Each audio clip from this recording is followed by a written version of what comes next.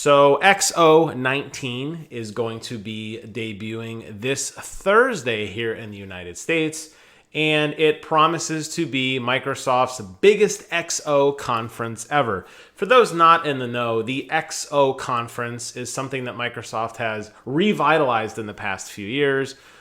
Last year they were in Mexico City, which I'll be talking a lot about in a moment. This year it's in London. Think of it as the off E3. You have your big E3 announcements. That's where the major news comes. But then you have some other okay announcements that are compiled and then released sometime in late November during the XO conference. Now, Microsoft has branded this as the largest conference ever, and that's something that I have taken major criticism to in the past.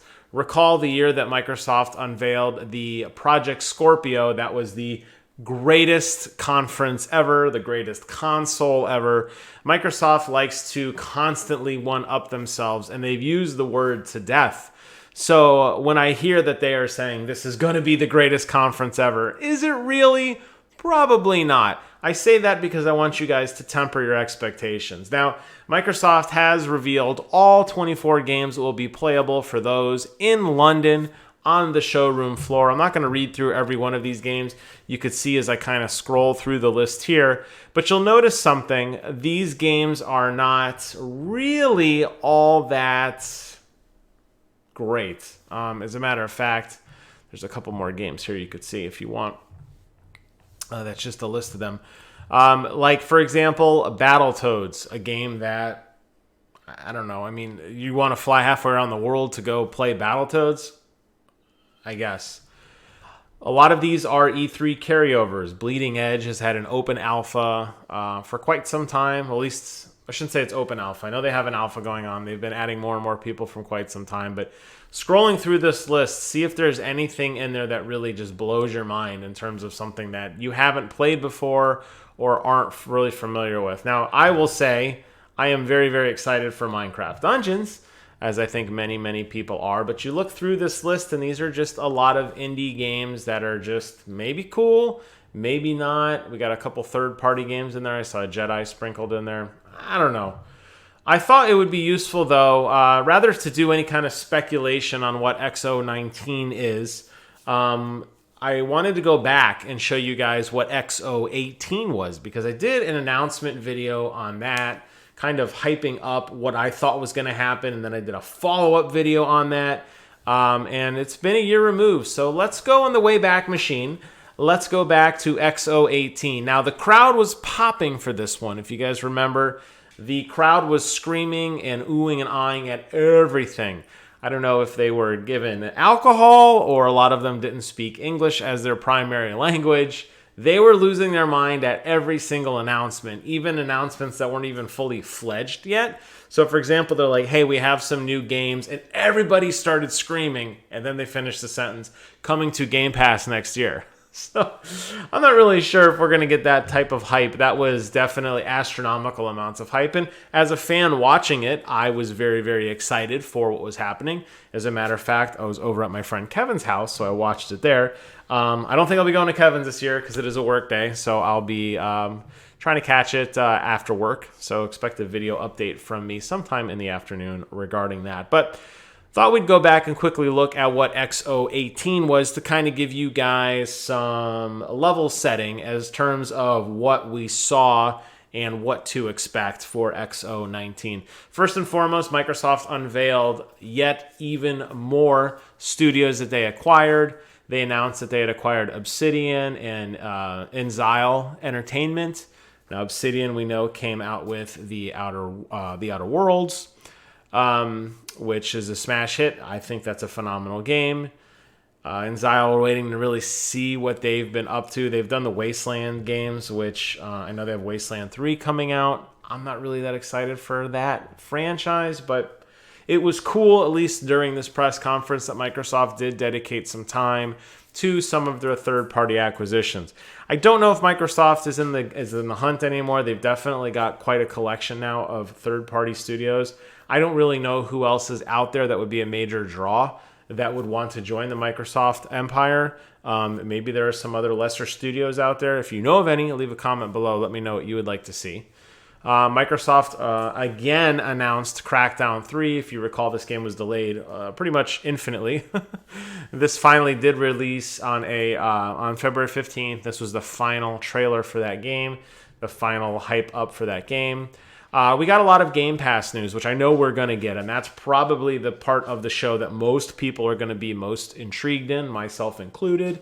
We're going to get to see what new big drops come to Game Pass. Now, Game Pass is always one-upping itself, and I know I mentioned earlier that Microsoft has a very nasty habit of saying the best ever and the greatest ever, but Game Pass in particular has always had a strong showing in these major events that weren't related to E3. We know that all first-party Microsoft titles will be coming to Game Pass. The exciting thing now for a lot of us is to see what third-party titles are starting to trickle their way into the service.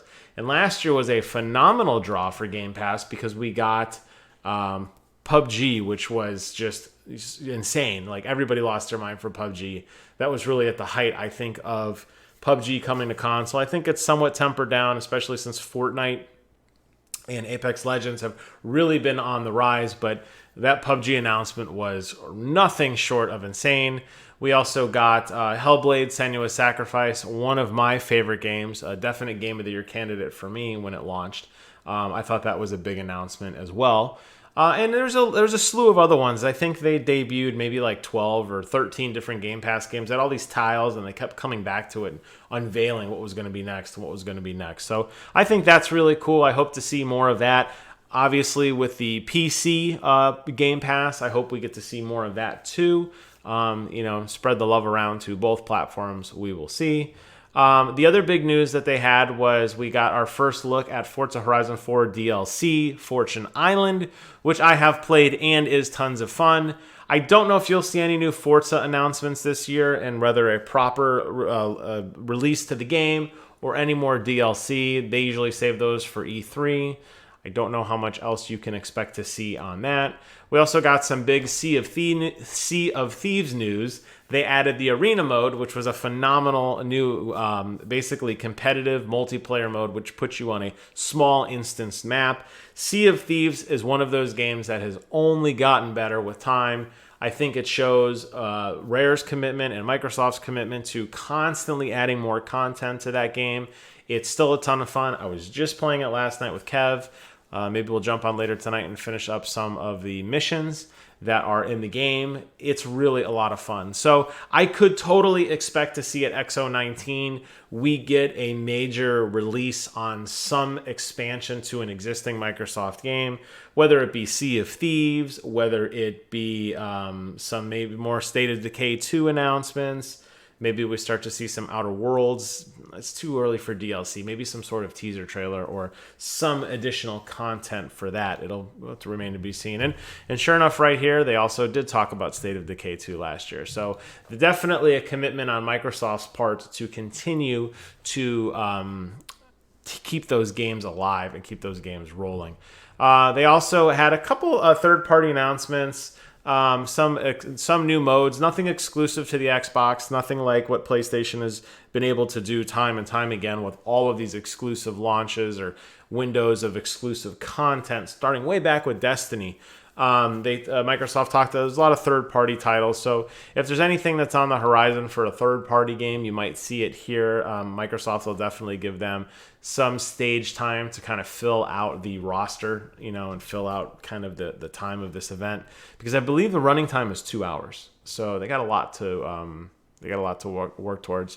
They've announced that they will not do any more backward compatibility, but at the time they still had some backward compatibility titles. They launched a lot of the Xbox Classic games, and they had a lot of 360 games that they announced.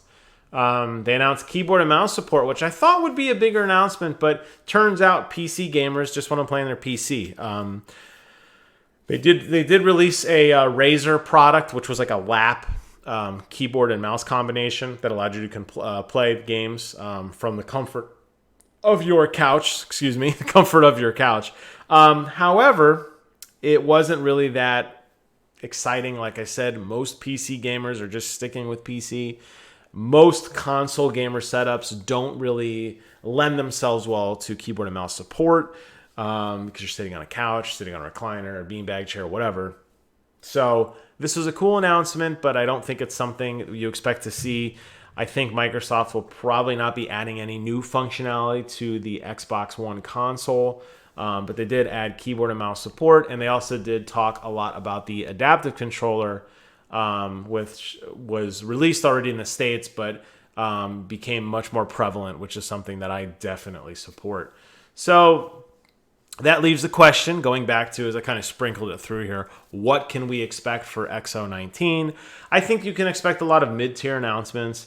I think you can expect, little quick hits here on some Game Pass, maybe some new modes in Sea of Thieves, maybe some new limited time thing in Gears of War, probably a new character, maybe a new map, a new mode, something like that. But I don't think you're going to see any Scarlet news. I don't think you're going to see any Scarlet release dates or any more details on next generation hardware. I don't think you're going to see any new Halo trailers. I don't think you're going to see really much of anything outside of what we already know to be established, on top of the 24 playable titles, which I showed you in the previous tab.